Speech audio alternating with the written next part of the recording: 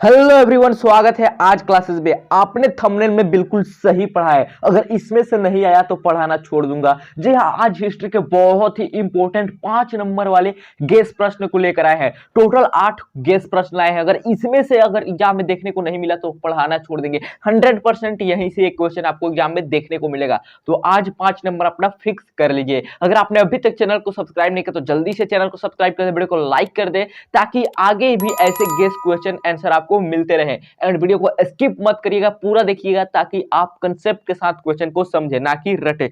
आइए सबसे पहले क्वेश्चन को देख लेते हैं। पहला क्वेश्चन है हमारा, इटली के एकीकरण में मेनी के योगदान को बताएं। इटली के एकीकरण में मेनी के योगदान को बताएं। एंड ये क्वेश्चन बहुत इंपॉर्टेंट है। यहाँ पर आठों के आठों बहुत ही इंपॉर्टेंट क्वेश्चन लेकर आए हैं, इसलिए वीडियो को एंड तक जरूर देखिएगा और क्वेश्चन को हम कंसेप्ट के साथ समझेंगे, इसलिए वीडियो को स्किप मत करिएगा। आइए देखते हैं सबसे पहले उत्तर लिखा कैसे जाता है एग्जाम में।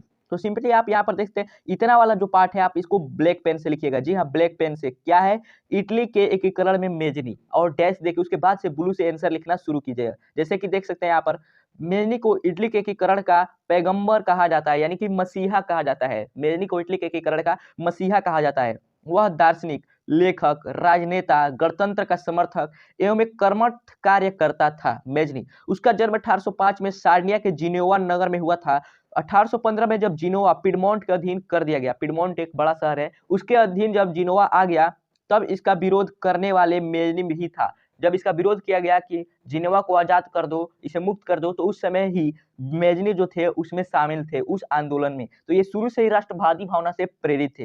राष्ट्रवादी भावना से प्रेरित होकर उसने गुप्त क्रांतिकारी संगठन कार्बोनरी की सदस्यता ग्रहण की। जी हाँ, याद रखिएगा, यहाँ से क्वेश्चन हर साल एग्जाम में पूछा जाता है ऑब्जेक्टिव में कि कार्बोनरी संगठन से कौन जुड़ा हुआ था, तो मेजनी, याद रखिएगा, मेजनी। जी हाँ।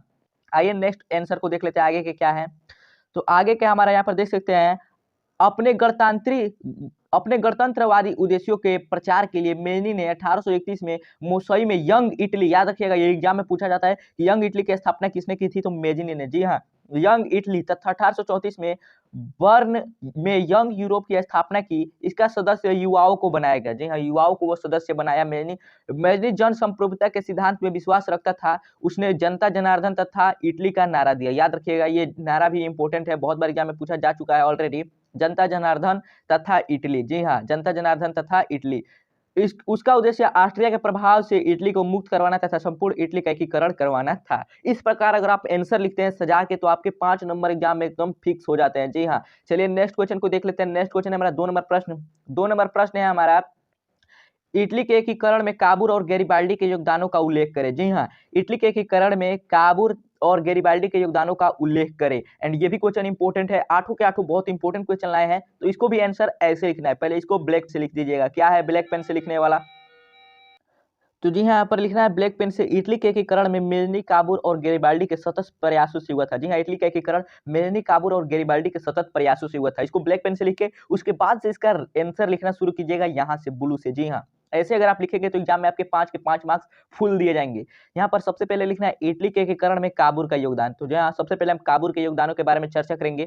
काबूल का मानना था कि सार्डिनिया के नेतृत्व में ही इटली का एकीकरण संभव था। उसने प्रयास आरंभ कर दिए। जी हाँ, विक्टर इमैनुअल के प्रधानमंत्री के रूप में उसने इटली की आर्थिक और सैनिक शक्ति सुदृढ़ की। जी हाँ, मैंने उसको बढ़ाना शुरू किया, उसके आर्थिक और सैनिक शक्ति को। पेरिस शांति सम्मेलन में उसने इटली की समस्या को यूरोप का प्रश्न बना दिया। 1859 में फ्रांस की सहायता से ऑस्ट्रिया को पराजित कर उसने लोम्बार्डी पर अधिकार कर लिया। मध्य इटली स्थित अनेक राज्यों को भी सार्डिनिया में मिला लिया। ये जो था, जो ये काबूल था, काउंट काबूल, इनको इटली का दिमाग कहा जाता था। ये भी याद रखिएगा, इटली का दिमाग किन्हें कहा जाता था? काउंट काबूल का। ये बहुत बड़े राजनीतिज्ञ और कूटनीतिज्ञ थे। इसको भी आप ऐड कर सकते हैं कि काउंट काबूल एक बहुत बड़े राजनीतिज्ञ और कूटनीतिज्ञ थे। इन्होंने ऐसा चाल चला कि फ्रांस को अपने से मिलाकर और ऑस्ट्रिया को पराजित कर दिया, और ऑस्ट्रिया को पराजित करके और उन्होंने लगभग लगभग मध्य इटली को और अनेक छोटे मोटे राज्यों को अपने में मिला लिया। उसके बाद से पढ़ेंगे हम, यहाँ पर देख सकते हैं इटली के एकीकरण में गैरिबाल्डी के कार्यों की चर्चा। तो जी हाँ, यहाँ पर देख सकते हैं इटली के एकीकरण में गैरिबाल्डी का योगदान। उसके बाद से देखते हैं इसका योगदान क्या था। उसका मानना था कि युद्ध के बिना इटली का एकीकरण नहीं होगा। जी हाँ, जो गैरिबाल्डी थे उनका मानना था कि बिना युद्ध किए इटली का एकीकरण संभव है ही नहीं। इसलिए उसने आक्रामक नीति अपनाई।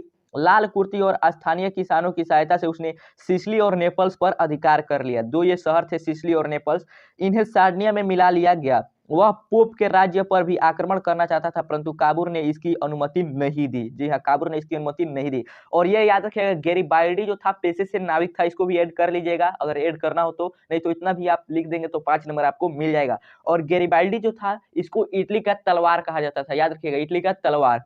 चलिए नेक्स्ट क्वेश्चन को देखेंगे। नेक्स्ट क्वेश्चन हमारा 3 नंबर प्रश्न। 3 नंबर प्रश्न जो कि और भी महत्वपूर्ण प्रश्न है, जर्मनी के एकीकरण में बिस्मार्क की क्या भूमिका थी, वर्णन करें। जर्मनी के एकीकरण में बिस्मार्क की क्या भूमिका थी, इसका वर्णन करना है। तो आइए इसका आंसर देखते हैं।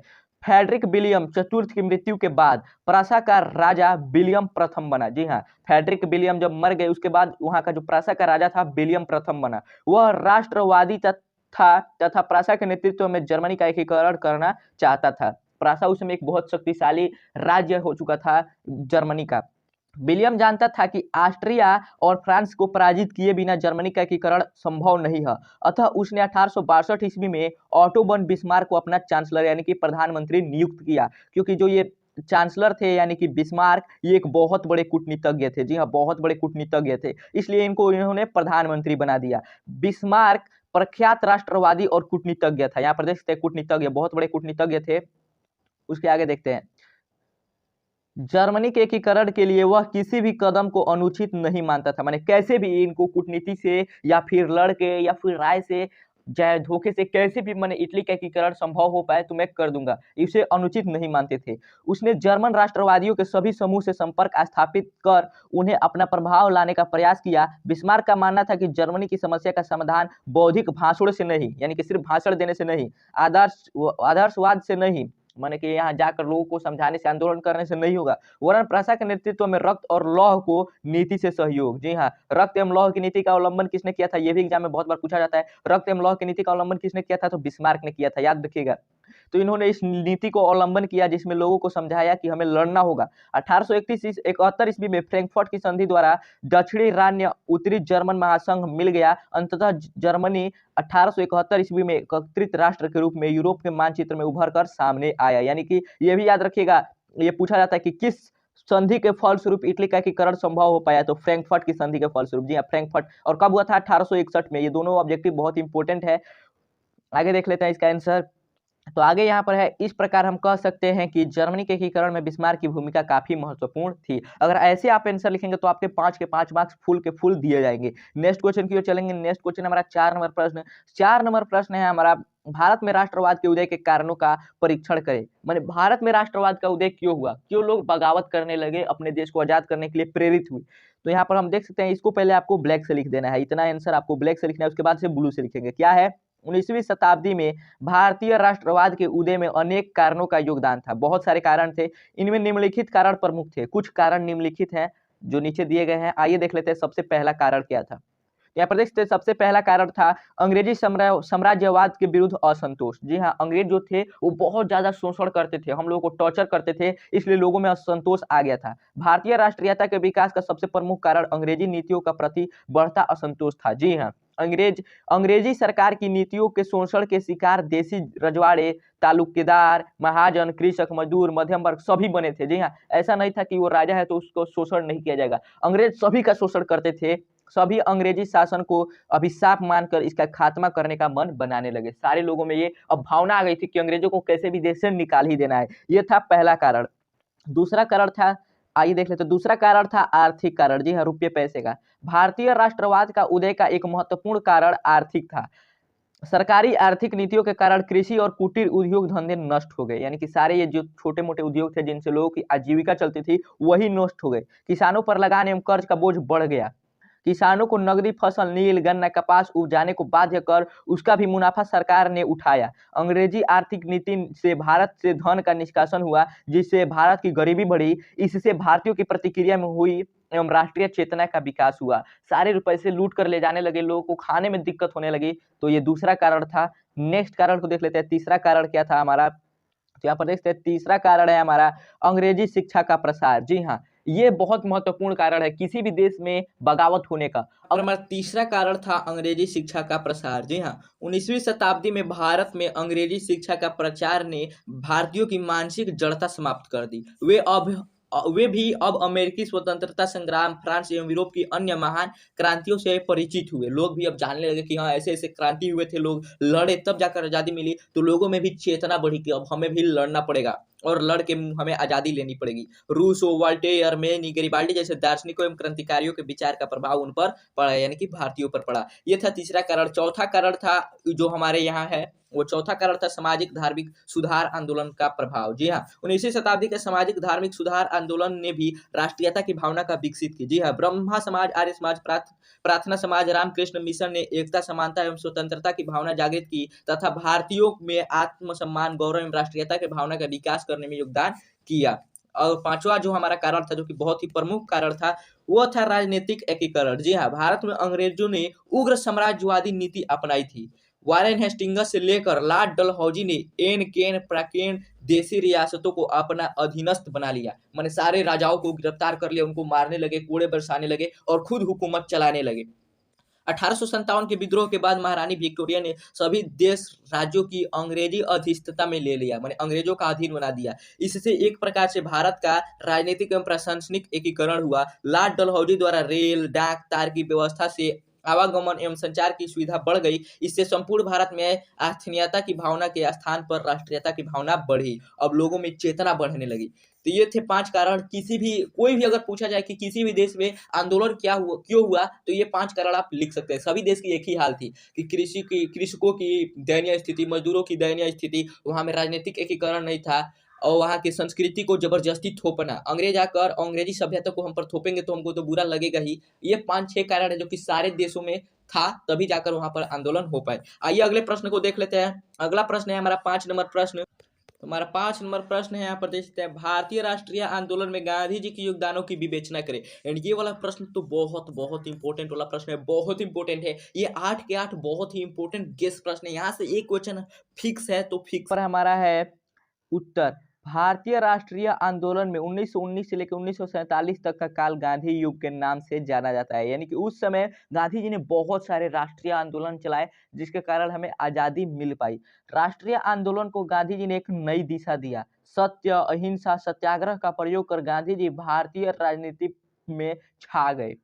इन्हीं आस्था का सहारा लेकर वे अपने औपनिवेशिक सरकार के विरुद्ध राष्ट्रीय आंदोलन को जन आंदोलन में परिवर्तित किया। जी हाँ, जन आंदोलन माने सारे के सारे लोग उनका समर्थन में आ गए थे। 1917-1918 में उन्होंने चंपारण, खेड़ा और अहमदाबाद सत्याग्रह का सफल प्रयोग किया। ये उनके जो आंदोलन थे वो सफल हुए थे, चंपारण आंदोलन, खेड़ा आंदोलन और अहमदाबाद सत्याग्रह। तो आइए देखते हैं आगे इसका आंसर। आगे यहाँ पर है हमारा 1920 ईस्वी में गांधी जी ने असहयोग आंदोलन आरंभ किया, जिसमें बहिष्कार, स्वदेशी तथा रचनात्मक कार्यक्रमों पर बल दिया गया। 1930 में गांधी जी ने सरकारी नीतियों के विरुद्ध दूसरा व्यापक आंदोलन, सविनय अवज्ञा आंदोलन आरंभ किया। इसका आरंभ उन्होंने 12 मार्च 1930 दांडी यात्रा से किया। गांधी का 1942 का भारत छोड़ो आंदोलन था, जिसमें उन्होंने लोगों को प्रेरित करते हुए करो या मरो का मंत्र दिया। गांधी जी के सतत प्रयत्नों के परिणाम स्वरूप ही 15 अगस्त 1947 को भारत को आजादी प्राप्त हुई। वे वे एक राजनीतिक नेता के साथ साथ एक प्रबुद्ध चिंतन, समाज सुधारक एवं हिंदू मुस्लिम की एकता को प्रबल समर्थक थे। इस प्रकार अगर आप आंसर लिखेंगे तो आपके 5 नंबर कहीं नहीं जाने वाले हैं, डायरेक्टली आपके एग्जाम में 5 नंबर मिल जाएंगे। जी हाँ, आइए नेक्स्ट क्वेश्चन को देख लेते हैं। 6वां प्रश्न है हमारा, जो कि और भी इंपॉर्टेंट क्वेश्चन है। ये तो बहुत बार पूछा जा चुका है एग्जाम में, इसलिए इसको याद रखिएगा। असहयोग आंदोलन के कारण एवं परिणाम का वर्णन करें। असहयोग आंदोलन के कारण एवं परिणाम का वर्णन करें। तो इतने को आपको ब्लैक पेन से लिख देना है, याद रखिएगा। क्या लिखना है?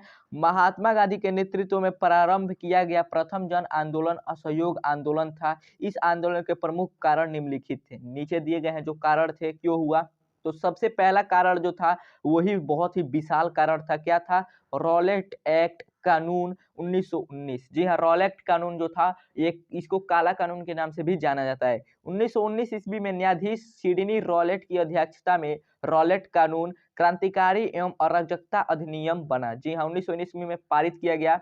इसके अनुसार किसी भी व्यक्ति को बिना कारण बताए गिरफ्तार कर जेल में डाला जा सकता था तथा इसके खिलाफ वह कोई भी अपील नहीं कर सकता था। यानी कि किसी भी व्यक्ति को शक के आधार पर गिरफ्तार करके जेल में डाल देते थे और उसको कोई अधिकार नहीं होता था कि पूछे कि क्यों मुझे जेल में डाला गया, कैसे डाला गया, ये सब पूछने का अधिकार नहीं था। आइए दूसरे कारण को देख लेते हैं। जो दूसरा कारण था, जो कि महत्वपूर्ण कारण था, जालियांवाला बाग हत्याकांड। जी हाँ, आपको भी याद होगा हाल ही में जालियांवाला बाग हत्याकांड हुआ था, जिसमें हमारे ना जाने कितने प्यारे भाई बहनों ने, ना जाने कितने प्यारे भाइयों ने, बहनों ने जानें गंवा दी थी, हजारों लोग मारे गए थे। जी हाँ, 13 अप्रैल 1919 ईस्वी को बैसाखी मेले के अवसर पर पंजाब में जालियांवाला बाग सरकार की दमनकारी नीति के खिलाफ लोग एकत्रित हुए। जनरल डायर द्वारा वहां पर निहत्थी जनता पर गोली चलवा कर हजारों लोगों में जान ले ली गई। गांधी जी ने इस पर काफी प्रतिक्रिया व्यक्त किया। जी हाँ, ये दूसरा कारण था। और तीसरा कारण था खिलाफत आंदोलन। जी हाँ, यही एक कारण था जिसके कारण ये बहुत बड़ा जन आंदोलन बन पाया, क्योंकि मुस्लिम भी इसके साथ गांधी जी के साथ आ गए थे। ये सब पहली बार हुआ था कि किसी राजनेता के साथ मुस्लिम लोग भी साथ में आए हों।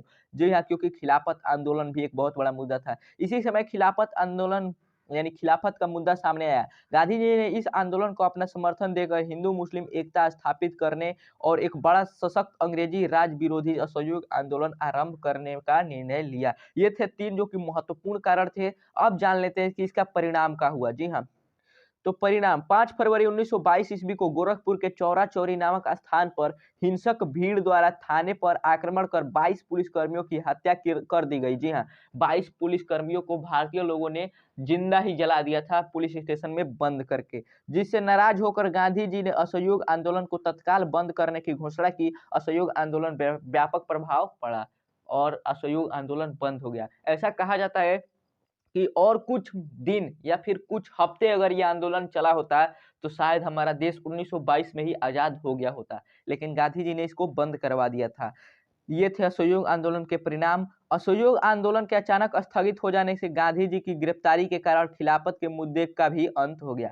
जैसे ही गांधी जी ने असहयोग आंदोलन को बंद किया, गांधी जी को गिरफ्तार करके जेल में डाल दिया गया। हिंदू मुस्लिम एकता भंग हो गई तथा संपूर्ण भारत में सांप्रदायिकता का बोलबाला हो गया, यानी कि हिंदू मुस्लिम पर लड़ने लगे लोग। ना ही स्वराज प्राप्ति हुई और ना ही पंजाब के अन्योन्य का निवारण हुआ। असहयोग आंदोलन के परिणाम स्वरूप ही मोतीलाल नेहरू तथा चित्तरंजन दास के द्वारा स्वराज पार्टी की स्थापना हुई। ये थे इसके परिणाम। आइए 7वें क्वेश्चन को देख लेते हैं। 7वां क्वेश्चन है हमारा, कार्ल मार्क्स की जीवनी एवं सिद्धांतों का वर्णन करें। एंड ये भी क्वेश्चन शायद पूछा जा सकता है, उस पर उतना ज्यादा भरोसा नहीं, लेकिन ये गेस क्वेश्चन है इसलिए इसको भी हमने डाल दिया।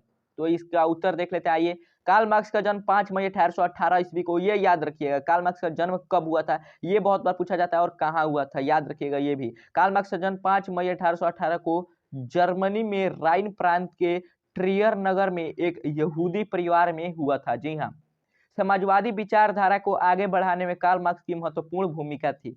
मार्क्स पर रूसो, माटेरेस्क्यू एवं हिगेल के विचारधारा का गहन प्रभाव था। ये इन लोगों से प्रेरित थे। यहाँ पर मार्क्स एवं एंगल्स ने मिलकर 1848 में कम्युनिस्ट मैनिफेस्टो अथवा समाजवादी घोषणा पत्र प्रकाशित किया। मार्क्स ने पूंजीवादी की घोर भर्त्सना की और श्रमिक को हक की बात उठाई। मजदूरों को अपना हक के लिए लड़ने को उसने प्रेरित किया। मार्क्स ने 1867 ईस्वी में दास कैपिटल नामक, ये इंपॉर्टेंट है, बहुत इंपॉर्टेंट है, यहाँ सब्जेक्टिव पूछा जाता है। दास कैपिटल नामक पुस्तक की रचना किसने की थी? तो कार्ल मार्क्स ने की थी। जी हाँ, याद रखिएगा। तो नामक पुस्तक की रचना की, जिससे समाजवादियों का बाइबिल कहा जाता है। मार्क्सवादी दर्शन साम्यवाद के नाम से विख्यात हुआ। आइए अब मार्क्स, जो कार्ल मार्क्स थे, उनके सिद्धांतों को पढ़ लेते हैं। उनके कौन कौन सिद्धांत थे? तो वो 5 सिद्धांतों को दिए थे। मार्क्स के सिद्धांत कौन थे? तो पहला सिद्धांत द्वंदात्मक भौतिकवाद का सिद्धांत, दूसरा वर्ग संघर्ष का सिद्धांत, तीसरा इतिहास की भौतिकवादी व्याख्या, चौथा मूल्य एवं अतिरिक्त मूल्य का सिद्धांत, और पांचवा राज्यहीन व वर्गहीन समाज की स्थापना है। ये 5 उनके सिद्धांत थे जो कि बहुत ही महत्वपूर्ण सिद्धांत थे। नेक्स्ट क्वेश्चन की ओर चलेंगे और लास्ट क्वेश्चन है, और जो बहुत ही इंपॉर्टेंट क्वेश्चन है, ये लास्ट वाला प्रश्न भी यहाँ से, ये शायद क्वेश्चन पूछा जा सकता है इस साल, बहुत इंपॉर्टेंट वाला प्रश्न है। गुटेनबर्ग ने मुद्रण यंत्र का विकास कैसे किया? जी हाँ, ये क्वेश्चन बहुत इंपॉर्टेंट है। गुटेनबर्ग ने मुद्रण यंत्र का विकास कैसे किया? गुटेनबर्ग का जन्म जर्मनी के मेंज नगर में कृषक जमींदार परिवार में हुआ था। गुटेनबर्ग ने अपने ज्ञान एवं अनुभव से टुकड़ों में बिखरी मुद्रण कला के ऐतिहासिक शोध को संगठित एवं एकत्रित किया तथा टाइपों के लिए पंच, मैट्रिक्स, गोल्ड आदि बनाने पर योजनाबद्ध तरीके से कार्य आरंभ किया। जी हाँ, उन्होंने टाइप्स बनाने के लिए, जिनसे लिखा जा सके, पंच, मैट्रिक्स, गोल्ड आदि पर योजनाबद्ध तरीके से काम कर मुद्रा बनाने हेतु उसने सीसा, टीन और बिस्मित धातुओं से उचित मिश्र धातु बनाने का तरीका ढूंढ निकाला। गुटेनबर्ग ने आवश्यकता के अनुसार मुद्रण स्याही तथा हैंड प्रेस का प्रथम बार मुद्रण कार्य संपन्न करने में प्रयोग किया। इस प्रकार सुस्पष्ट, सस्ता एवं शीघ्र कार्य करने वाला गुटेनबर्ग का ऐतिहासिक मुद्रण शोध 1440 ईस्वी में शुरू हुआ। और सबसे पहले गुटेनबर्ग ने किस पुस्तक की छपाई की थी, ये भी याद रखिएगा, बाइबिल। जी हाँ, ये एग्जाम में बहुत बार पूछा जाता है, बाइबिल की छपाई की थी, याद रखिएगा। यहाँ पर हमारे 8 क्वेश्चन, बहुत इंपॉर्टेंट क्वेश्चन समाप्त होते हैं। यहाँ से एक क्वेश्चन तो आपको एग्जाम में बिल्कुल देखने को मिलेगा। अगर आप ऐसे और गेस क्वेश्चन को चाहते हैं तो जल्दी से चैनल को सब्सक्राइब कर दे, वीडियो को लाइक कर दें, शेयर करना बिल्कुल ना भूले। मिलते हैं अगले वीडियो में, तब तक के लिए जय हिंद, वंदे मातरम।